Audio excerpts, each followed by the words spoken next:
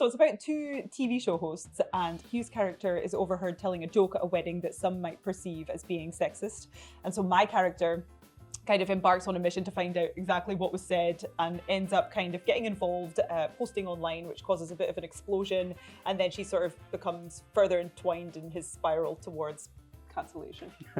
Well, at the start of the show, we both present a 6 o'clock sort of magazine news program, and I've been doing it for years. In fact, I was something of a mentor to Karen's character, and we have a couple of flashbacks seeing her growing up, watching me on TV, even buying my book at a book signing and looking up to me. And so I've got this rather avuncular role in life. And I think it's fair to say that I'm feeling fairly, comfortable in my position at near the top of the media tree. But I'm also very much down with the kids. I mean, I've got a file of facts and that sort of thing, and feeling really modern. But I have completely underestimated the ability of those coming up in my slipstream, and the savviness, and obviously the media savviness in particular. So when we first meet Madeline, she's kind of hard to read. I think people might describe her as like manipulative or calculated. She's basically got Douglas wrapped around her finger. She knows exactly how to exert control and power over him very easily. However, as the series progresses, it actually, shows her when she first arrives and trying to get a job at the channel, and we start to see a different side to her, and we start to understand all of the things that she went through and why she had to develop all of these traits that we meet her with at the beginning. And she has been through a lot. I mean, it always starts with the script. So I read this when it was written as a play back in 2018, and as soon as I read it, I was calling Stephen Moffat, like, make this into a film. And this was before, The Morning Show or Bombshell, any of those things had come out. And then he was like, actually, I'm going to make it as a 4-part series.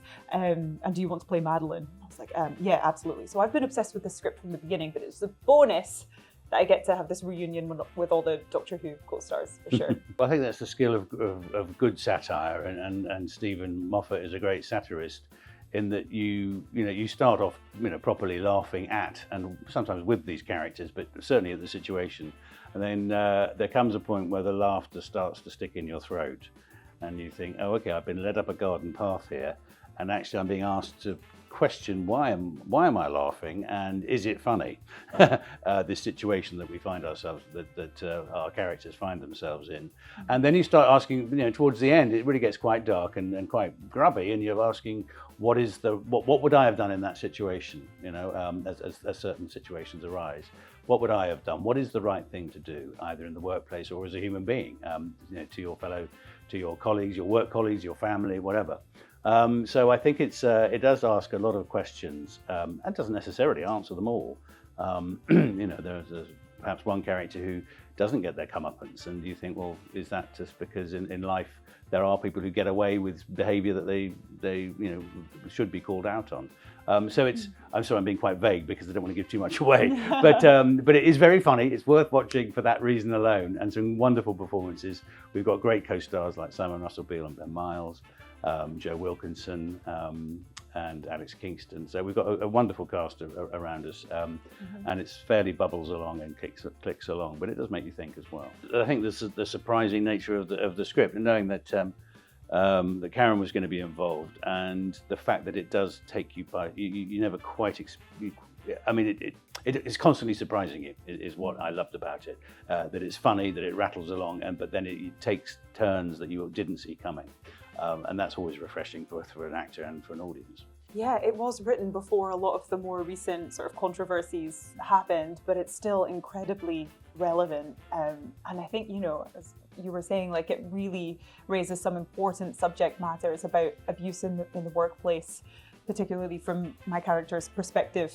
In a later episode, you really see all of the sort of things she was put through in order to even get her job in the first place, and then all of the things she's had to do just to survive it and remain there. And those are things I think we need to be talking about, and it's important conversations to have. I think also that the fact that it does resonate now, it shows that history just repeats itself. I mean, these tropes, these behavioural things that pop up have been going on for centuries. I mean, the idea of cancel culture really has been around for millennia. You think about in the Roman period, you were literally thrown outside the city walls if the mob disagreed with you. You were beyond the pale. or there was the scapegoat that was literally the goat that was thrown over the city walls, full of all the blamed for everything to try and atone the gods, So I think there's this notion of the mob and the mob reaction sometimes being completely irrational, but having the sway is nothing new. And these patterns of behaviour, which are called out sometimes and sometimes not, and the abuse of power is something we're never immune from. So these things just seem to cycle through history. And what was your kind of favourite moment to film in this, or favourite line from the show? Mine's probably when you say to you, one of us is clever, one of us is hot, neither are you. Unfortunately for Unfortunately, you, both of them is me. Yeah, that's a great line. That's a great line. You know what? That's a Stephen Moffat zinger if I've ever heard one in my life. And I'm going to say that was my favourite line as well. I had a good time delivering that. Yeah, you did. You loved it. I think the most sort of spot on reference is when our news editor Toby's character, Ben Miles as Toby, reminds me that as a public figure, as a news presenter, I have to be balanced, boring and bland in public life. And I think that's quite an interesting label to have attached to anyone who's in the public eye. I think from my perspective, I hope that, when people do describe a sort of ambitious woman as ambitious in a negative way or ruthless or, would do anything to get that job. I hope that after watching this series, maybe they would think twice about just labeling a woman like that, because, women have had to deal with so much power abuse, just people abusing power in the workplace, and the resilience of women has been extraordinary. And I just hope that people maybe go away and recognise that a little bit more. I think really one of the takeaways I have is, are you the person to do the right thing? Or if you watch it and think, what would I have done in that situation? Again, I'm alluding to something that happens later on in the show. And we all claim that we would act in the right way to defend a friend or call someone out, but do we? And if not, why not? And we should develop a society, or strive for a society, in which people are treated equally and fairly, and that everyone can just use their talents to the best of their ability, rather than be manipulated into certain situations. I'm incredibly vague. No, I love it. You're saying so much without giving things away. It's incredible. Watch national icon Karen Gillan in STV's Douglas is Cancelled. That was great. How am I supposed to do this? Watch me, Karen Gillan. Watch me, national icon.